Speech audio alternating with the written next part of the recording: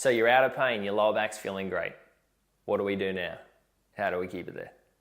That's what today's video is going to be focusing on. What's important to us is we're not just giving you some temporary pain relief, but we're allowing you to correct the problem, allowing you to understand exactly what you have to do to take it from where you were to a place where you know with absolute confidence that that structure is strong and you're not going to get relapses. You'll hear me say it often, I look at the correction process into 3 different phases. The first part is getting that pain relief, getting the symptoms to come down as quickly as possible. And during that phase, we focus on mobility, stretching, a lot of the flexibility to make sure we're leveraging those adjustments as much as possible. The second phase is we look at correction. How do we strengthen up that structure to make sure that we've got it strong and you're not just going to go straight back to where you started from a couple of months down the track? And then the third phase that we talk about often is protection.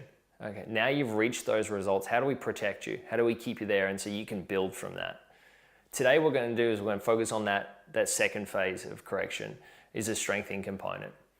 To make sure that we're leveraging the adjustments the most, what we want to do is we want to give you some exercises that's going to strengthen up that structure to really keep that into place and solidify the area. I'm going to focus on 2 exercises. The first one is going to be squats, and then the second one is going to be what's known as planking. These exercises at first may not seem like a lot of fun, but they're effective. They work. They're not necessarily easy, but they're worth it. The squat, what it's going to do is it's going to strengthen the stabilizing muscles around that lower back. And the planking is going to strengthen the entire core area to make sure that the stress is taken off that lower back structure as much as possible. First thing with the squats I'm going to go through.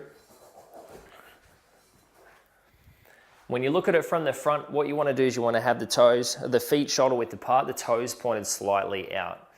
When you come down, your backside's going to be going out. A great way to start doing this is doing it against a wall. So I'm going to be slowly coming down, bending the knees, coming down to parallel, and then coming back up. Looking at that from the side, coming all the way down, parallel with the legs to the floor, and then I'm coming all the way up. What you want to try and do is you want to try and bring the weight through the heels of the feet. Often what I see a lot of is this, where the weight goes through the toes of the feet, the knees come past the toes, and you go down like this. If you're doing this, you're going to get really sore knees, you're going to work the quads, and it's going to do nothing for that lower back.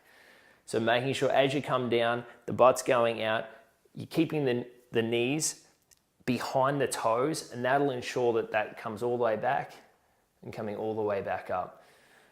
What you'll find with this one is it doesn't take long to strengthen the muscles. You'll get a great workout. Just start by doing sets of 10 and slowly work up. You want to work up to sets of 40, sets of 50. If you can do 2 to 3 sets of 50, then you're just really strengthening up that lower back muscles and making sure that you're solidifying the area.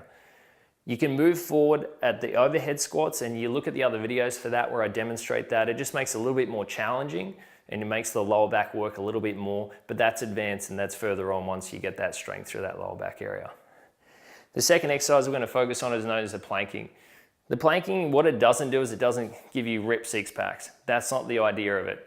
What we want to do is we want to strengthen that entire core area to make sure that this entire area is as strong as possible.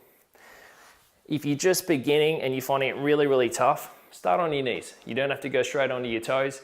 Coming onto your knees, coming onto your elbows. With your elbows, what you want to do is you want to have them directly below your shoulders, keeping the lower back as parallel to the floor as possible, and just holding that and maintaining that, breathing in and breathing out. You want to engage this entire area around here, and that's going to make sure you get a really great workout. Next progression is going to be raising one leg. So just lifting one leg onto the toes, one knee down, and then coming down. As you get more comfortable with that, then you can come onto your toes and holding it like that. Feet are together, you're on your toes, the body's parallel to the floor and coming down. Positions you want to avoid is what you don't want to do is you don't want to do this, and you don't want to let that lower back sink down into the area because it's just going to put a lot of stress on a lot of areas that you don't want. Keeping it parallel, engaging that core. Just start off with 10 to 15 seconds to start with. I always say increase it by a couple of seconds a day. You'll see massive improvements with this very quickly. It's really encouraging when you see those improvements, and I guarantee with this exercise that you will. Complement these two exercises with the adjustments, and it's going to set that up for the best results. It's going to strengthen the area, and it's going to make sure that you don't go back to where you were. Enjoy.